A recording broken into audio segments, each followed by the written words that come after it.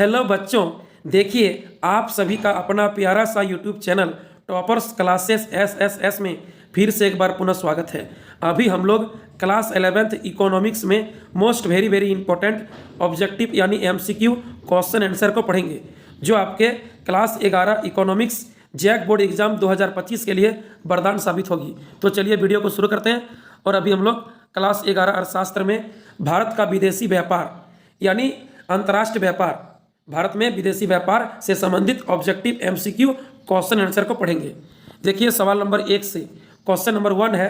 पहला सवाल, निम्न में से किस वस्तु का निर्यात स्वतंत्रता से पूर्व नहीं होता था? यानी इनमें से कौन सा वस्तु का निर्यात मतलब एक्सपोर्ट आज़ादी से पहले नहीं होता था? सूती वस्त्र, चाय, जूट की इंजीनियरिंग वस्तु। ठीक है, ये सभी ऑप्शन है।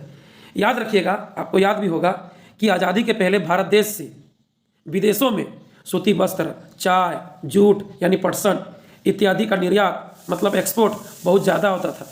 हम लोग ये सब चीज़ पहले से ही, आज़ादी के पहले से ही बेचते आ रहे हैं, निर्यात करते आ रहे हैं, क्योंकि हमारा देश में सूती वस्त्र, चाय, जूट यानी पटसन का अधिक मात्रा में उत्पादन होता है। तो हम लोग आज़ादी से पहले ही, स्वतंत्रता से पहले से ही हम लोग ये सब वस्तु निर्यात विदेश में करते आए हैं। ठीक है, लेकिन आज़ादी के पहले, स्वतंत्रता के पहले इंजीनियरिंग वस्तु मतलब पूंजीगत वस्तु मतलब मशीनरी वस्तु का हम लोग निर्यात पहले नहीं करते थे। अभी वर्तमान में कर पा रहे हैं, लेकिन पहले इंजीनियरिंग वस्तु मतलब मशीनरी वस्तु, पूंजीगत वस्तु, उपकरण, ठीक है, औजार, ये सब का निर्यात हम लोग पहले नहीं कर पाते थे। पहले इसका उत्पादन भारत देश में उतना अधिक नहीं था, सिर्फ भारत देश के अंदर ही व्यापार होता था, बाहर हम लोग निर्यात नहीं कर पाते थे। निर्यात माने बेचना, बाहर देश को देना, बाहर देश में बेचना। तो आज़ादी के पहले सूती वस्त्र, चाय, जूट, पटसन इत्यादि का निर्यात बहुत अधिक मात्रा में होता था, आज भी हो रहा है। लेकिन इंजीनियरिंग वस्तु, पूंजीगत वस्तु, उपकरण, मशीन इत्यादि का निर्यात पहले नहीं होता था, आज हो रहा है, लेकिन स्वतंत्रता से पूर्व नहीं होता था। ऑप्शन डी होगा, डी। आगे देखिए सवाल नंबर 2 पढ़िए। 2, वर्तमान में कौन सा देश भारत का सबसे बड़ा व्यापारिक हिस्सेदार है? क्वेश्चन नंबर 2 क्या बोला? वर्तमान में यानी प्रेजेंट में कौन सा देश भारत का सबसे बड़ा व्यापारिक हिस्सेदार है? ऑप्शन दिया है, पहला यूएसए यानी यूनाइटेड स्टेट्स ऑफ अमेरिका, दूसरा है यूके यानी यूनाइटेड किंगडम, तीसरा है यूएई यानी यूनाइटेड अरब अमीरात, और चौथा है चाइना यानी चीन। ठीक है, तो इनमें से यूएसए यानी संयुक्त राज्य अमेरिका, यूएसए भारत का सबसे बड़ा व्यापारिक हिस्सेदार देश है वर्तमान में। यानी भारत अभी यूएसए के साथ सबसे अधिक व्यापार करता है। ठीक है, भारत का सबसे बड़ा व्यापारिक हिस्सेदार देश है संयुक्त राज्य अमेरिका यानी यूएसए। सही उत्तर ए होगा, ए। आगे पढ़िए सवाल नंबर 3। सवाल नंबर 3 है, निम्न में से कौन सी श्रेणी का निर्यात भारत में सर्वाधिक होता है? क्या बोला? इनमें से कौन सा वस्तु का निर्यात वर्तमान में सबसे अधिक होता है?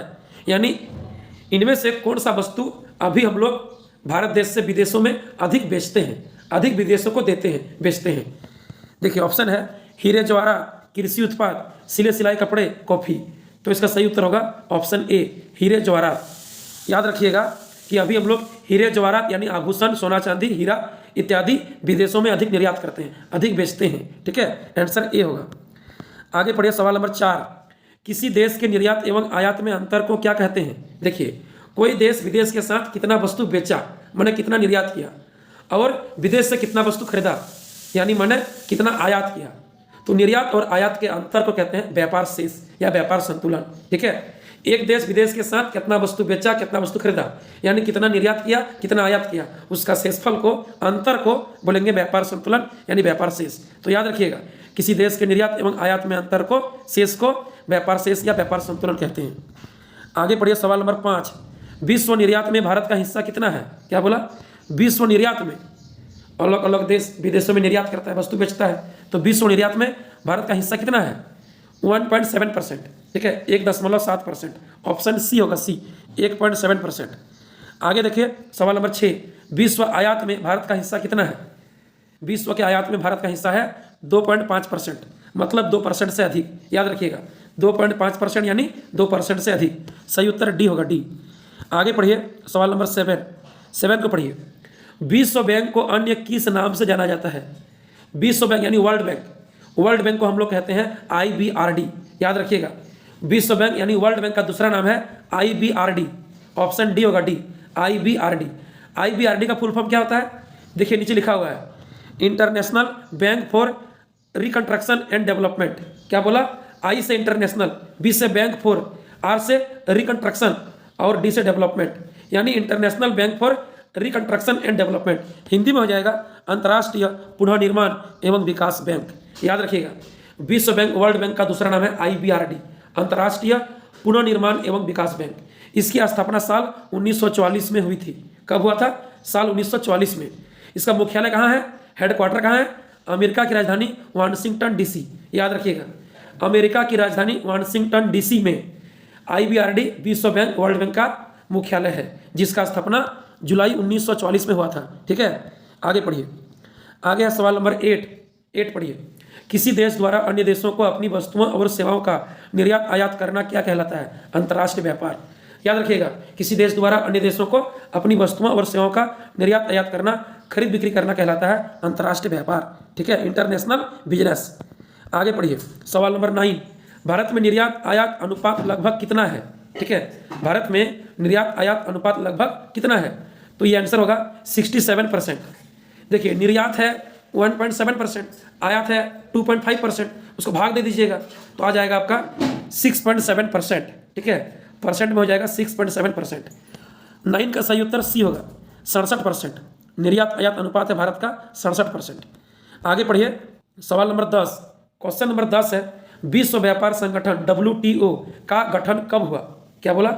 विश्व व्यापार संगठन यानी वर्ल्ड ट्रेड ऑर्गेनाइजेशन, जिसको शॉर्ट में कहेंगे WTO। याद रखिएगा, WTO का फुल फॉर्म होता है वर्ल्ड ट्रेड ऑर्गेनाइजेशन। हिंदी में होगा विश्व व्यापार संगठन का गठन यानी स्थापना कब हुआ था? यह हुआ था 1 जनवरी 1995 में। याद रखिएगा, WTO विश्व व्यापार संगठन का स्थापना हुआ था, गठन हुआ था 1 जनवरी 1995 में। इसका मुख्यालय है जिनेवा, जो स्विट्जरलैंड में है। याद रखिएगा, WTO विश्व व्यापार संगठन का मुख्यालय है जिनेवा, जो स्विट्जरलैंड में है। आगे पढ़िए सवाल नंबर 11। विशेष आर्थिक क्षेत्र सेज मॉडल कब से लागू किया गया? विशेष आर्थिक क्षेत्र मतलब स्पेशल इकोनॉमिक जोन, शॉर्ट में होगा SEZ। मॉडल कब से लागू किया गया? सन 2000 ईस्वी से। याद रखिएगा, सन 2000 ईस्वी से सेज मॉडल भारत देश में लागू है। ठीक है, स्पेशल इकोनॉमिक जोन यानी विशेष आर्थिक क्षेत्र। ठीक है, सन 2000 में। आगे पढ़िए सवाल नंबर 12। देश में विशेष आर्थिक क्षेत्र यानी says special economic zone model किस देश के मॉडल को ध्यान में रखकर अपनाया गया है? चीन।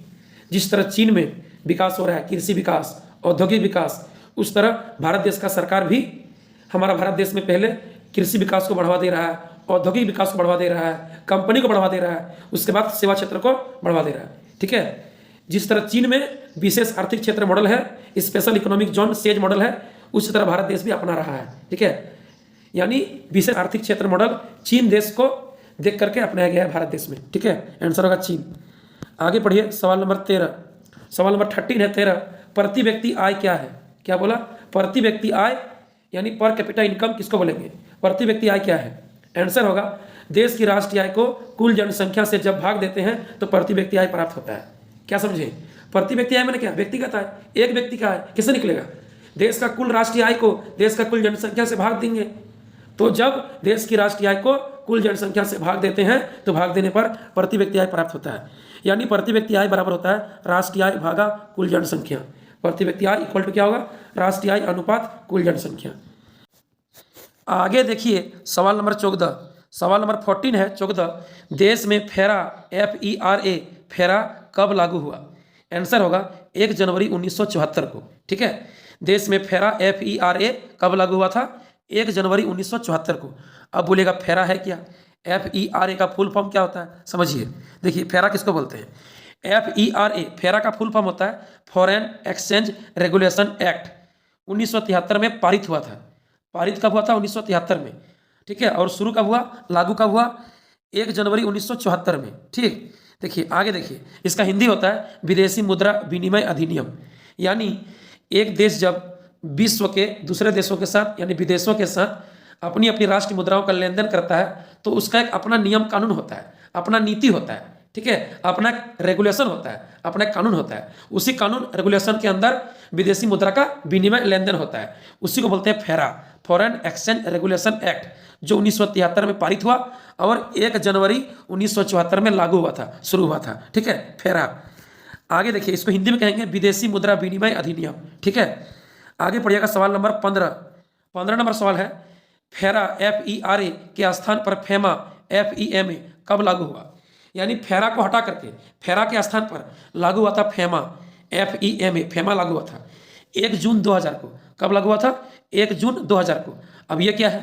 फेमा का फुल फॉर्म होता है फॉरेन एक्सचेंज मैनेजमेंट एक्ट, यानी विदेशी मुद्रा प्रबंध अधिनियम। देखिए, फेरा में क्या था? FERA यानी फॉरेन एक्सचेंज रेगुलेशन एक्ट, मतलब एक देश विश्व के दूसरे देश के साथ विदेशी मुद्रा का विनिमय लेन देन करेगा तो एक कड़ा नियम कानून था, एक मतलब प्रतिबंध था।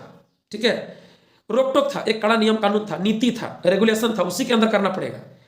तो इससे क्या होता था? विदेशी व्यापार ठीक से नहीं होता था। ठीक है, बेहतर ढंग से नहीं हो पाता था, आसान ढंग से नहीं हो पाता था, सरल ढंग से। ठीक है, तो फेरा को हटा दिया गया और फेरा के स्थान पर लाया गया फेमा FEMA, जिसका फुल फॉर्म होता है फॉरेन एक्सचेंज मैनेजमेंट एक्ट, यानी विदेशी मुद्रा प्रबंधन अधिनियम। अब क्या होगा? विदेशी एक्सचेंज को, विदेशी मुद्रा का लेन देन को मैनेजमेंट किया जाएगा। अब उसमें जो प्रतिबंध था, क्या बोलता है, कठोर नियम, क्या बोलता है, कड़ी कानून था, उसको हटा दिया गया और उसको मैनेज किया जाने लगा कि नहीं, उसको मैनेज करना है, आसान तरीके से करना है, ताकि विदेशी व्यापार को बढ़ावा मिले, विदेशी व्यापार ज़्यादा हो। ठीक है, उसको बोलेंगे फॉरेन एक्सचेंज मैनेजमेंट एक्ट, यानी विदेशी मुद्रा प्रबंधन अधिनियम। ठीक है, देखिए दोनों में क्या अंतर है समझिए। फेरा FERA और फेमा FEMA दोनों ही विदेशी मुद्रा से जुड़े कानून हैं, बिल्कुल सही है। फेरा ने विदेशी मुद्रा पर कड़ी नीति अपनाई थी, जबकि फेमा ने इसे अधिक लचीला और आसान तरीके से मैनेज करने का मकसद रखा है। ठीक है, ताकि व्यापारी आसान से हो। ठीक है, ताकि विदेशी व्यापार में आसानी हो, अच्छा हो, बेहतर ढंग से हो। आगे पढ़िए, आगे सवाल नंबर 16 है, डैश एक ऐसी प्रक्रिया है जिसमें विदेशों से आयात की जाने वाली वस्तुओं के स्थान पर उनका कोई निकट प्रतिस्थापन देश में ही उत्पादित किया जाता है, तो क्या कहलाता है? इसको बोलेंगे आयात प्रतिस्थापन। बात को समझिए, हम विदेशों से जो वस्तु खरीदते हैं, आयात करते हैं, हो सके उसका दाम हमको ज़्यादा ले रहा है विदेश का कंपनी हमसे ज़्यादा दाम ले रहा है, हमको ऑटो खरीदने में कष्ट हो रहा है, तो हम क्या कर रहे हैं, हमारा देश का कंपनी क्या कर रहा है, उसी के जैसा वस्तु देश में ही उत्पादित कर रहा है और हमारा देश में देश से ही वो वस्तु जा रहा है, विदेश से नहीं खरीद रहे हैं, तो उसको बोलेंगे आयात प्रतिस्थापन। यानी विदेश से जो वस्तु खरीद रहे थे उसको रोक के, उसको कम करके, उसके जैसा वस्तु देश में ही उत्पादित करके देश के लोग को देंगे, देश के चारों हिस्सों में जाएगा, उसको बोलेंगे आयात प्रतिस्थापन। यानी आयात को रोक करके उसके स्थान पर अपना देश में ही वस्तु उत्पादन करना और देश के लोग को अपना देश का स्वदेशी वस्तु देना, अपना देश का वस्तु देना, मेड इन इंडिया। ठीक है, क्या बोला? डैश एक ऐसी प्रक्रिया है जिसमें विदेशों से आयात की जाने वाली वस्तुओं के स्थान पर उनका कोई निकट प्रतिस्थापन देश में ही उत्पादित किया जाता है, इसको बोलेंगे आयात प्रतिस्थापन। यानी विदेश से बिना आयात किए देश में ही उसको बना करके उसके जैसा वस्तु देश में ही उत्पादित करके देश के लोग को भरपाई करना, देना, आयात प्रतिस्थापन कहलाता है। आगे पढ़िए सवाल नंबर 17। स्वतंत्रता प्राप्ति के बाद कितने वर्षों में भारत का विदेशी व्यापार अनुकूल दशा में रहा है? क्या बोला? आज़ादी के बाद, स्वतंत्रता प्राप्ति के बाद यानी आज़ादी के बाद कितने वर्षों में भारत का विदेशी व्यापार अनुकूल दशा में रहा है, मतलब बढ़िया रहा है, बेहतर रहा है। अनुकूल मतलब होता है आयात कम, निर्यात ज़्यादा, यानी विदेश से वस्तु खरीदे कम है, बेचे ज़्यादा है, ताकि विदेश से पैसा अधिक प्राप्त हुआ है। ठीक है, तो अनुकूल दशा में रहा है 2 वर्षों में। ठीक है, कितने वर्षों में? 2 वर्षों में, आंसर होगा 2 वर्षों में। आगे चलिए, सवाल नंबर 18 है, भारत ने आर्थिक संकट के समय किन 2 संस्थाओं से ऋण लिया था? भारत में जब आर्थिक संकट आया था, आय रोजगार बिजनेस व्यापार का संकट आया था, तो 2 संस्था से ऋण लिया था। पहला था IMF मतलब इंटरनेशनल मनी फंड यानी अंतर्राष्ट्रीय मुद्रा कोष, और दूसरा है IBRD यानी विश्व बैंक, जिसको वर्ल्ड बैंक कहते हैं, international bank for reconstruction and development. ठीक है, IBRD मतलब विश्व बैंक, वर्ल्ड बैंक। ठीक है, तो भारत ने आर्थिक संकट मतलब आय रोजगार बिजनेस व्यापार में कठिनाई संकट के समय 2 संस्थाओं से ऋण लिया था। पहला था IMF इंटरनेशनल मनी फंड अंतर्राष्ट्रीय मुद्रा कोष, दूसरा था विश्व बैंक वर्ल्ड बैंक यानी IBRD। आगे पढ़िए सवाल नंबर 19 पढ़िए, GST का पूर्ण रूप क्या है? GST का फुल फॉर्म क्या होता है? तो आप लोग सभी जानते हैं, गुड्स एंड सर्विस टैक्स यानी वस्तु एवं सेवा कर। ठीक है, लोगों के क्या बोलते हैं, सेवाओं पर और लोग जो वस्तु खरीदता है बनाता है उस पर वस्तु एवं सेवा कर GST लगाया जाता है सरकार द्वारा। ठीक है, जिसको हम लोग गुड्स एंड सर्विस टैक्स कहते हैं, वस्तु एवं सेवा कर। आगे पढ़िए, विश्व में सबसे पहले GST कहाँ लागू हुआ था? फ्रांस में 1954 में। याद रखिएगा, पूरे विश्व में सबसे पहले फ्रांस देश में GST लागू हुआ था सन 1954 में। आगे पढ़िए सवाल नंबर 21। भारत में वस्तु सेवा कर अधिनियम यानी जीएसटी एक्ट कब पारित हुआ?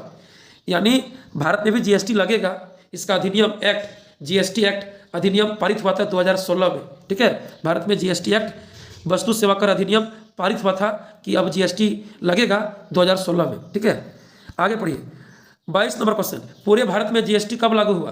पूरे भारत में जीएसटी लागू हुआ था 1 जुलाई 2017 को।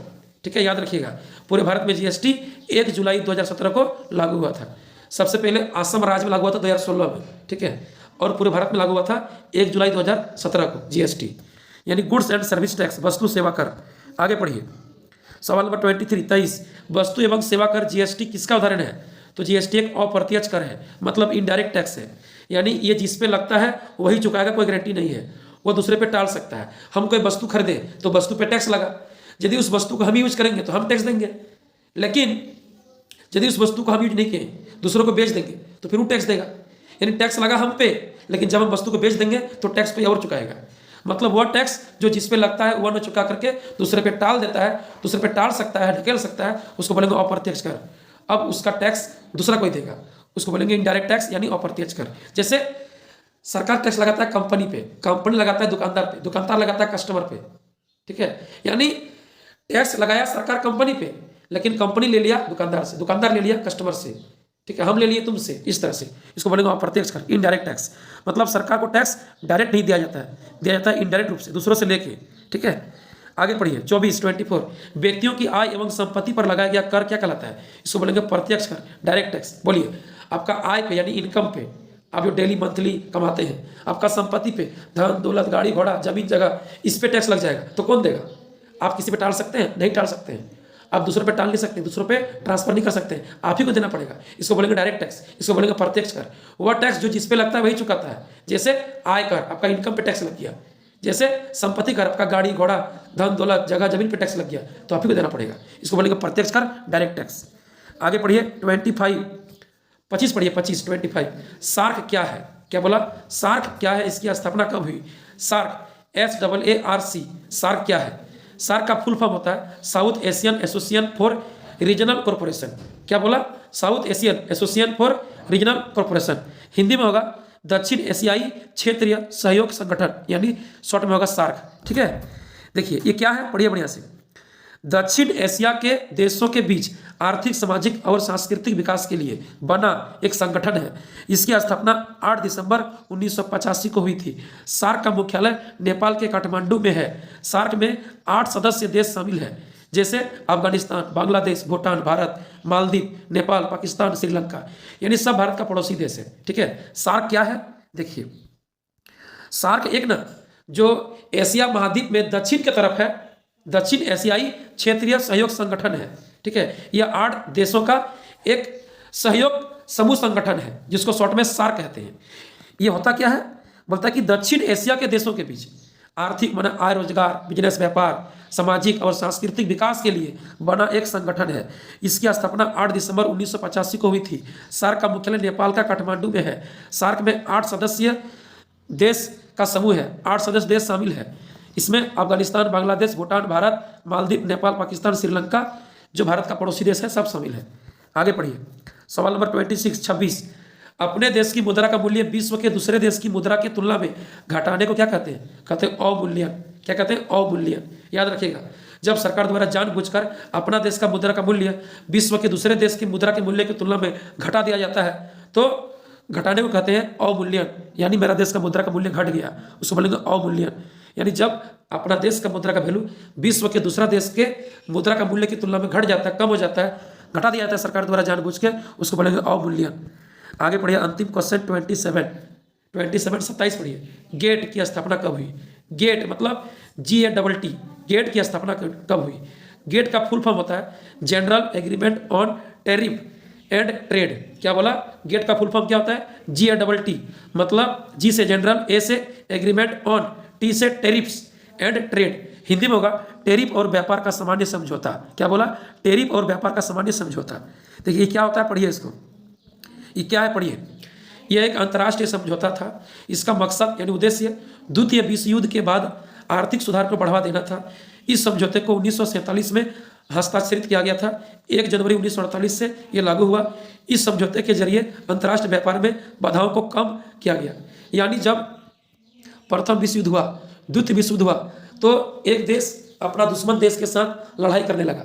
इससे देश का आर्थिक, सामाजिक, ठीक है, सब में बुरा प्रभाव पड़ा।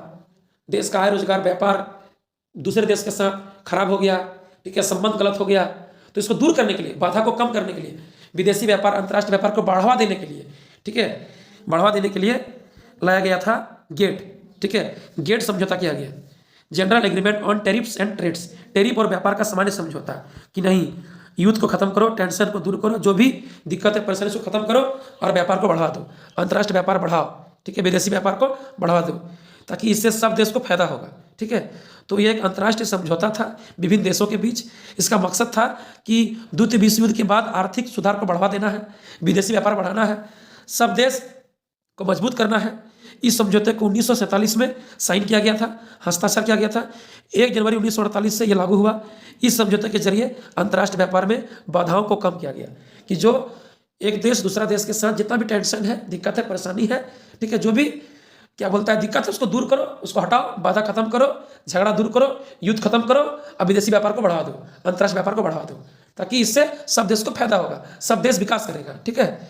इसको बोलेंगे हम लोग गेट, क्या बोलेंगे इसको? गेट बोलेंगे, general agreement on tariffs and trades, ठीक है। इसका स्थापना हुआ था 1 जनवरी 1948 में, लागू हुआ था, ये लागू हो गया था, ठीक है, अंतर्राष्ट्रीय व्यापार को बढ़ावा देने के लिए, बाधाओं को कम करने के लिए, ठीक है। तो मिलेंगे अगले वीडियो में, तब तक के लिए बाय बाय, थैंक यू।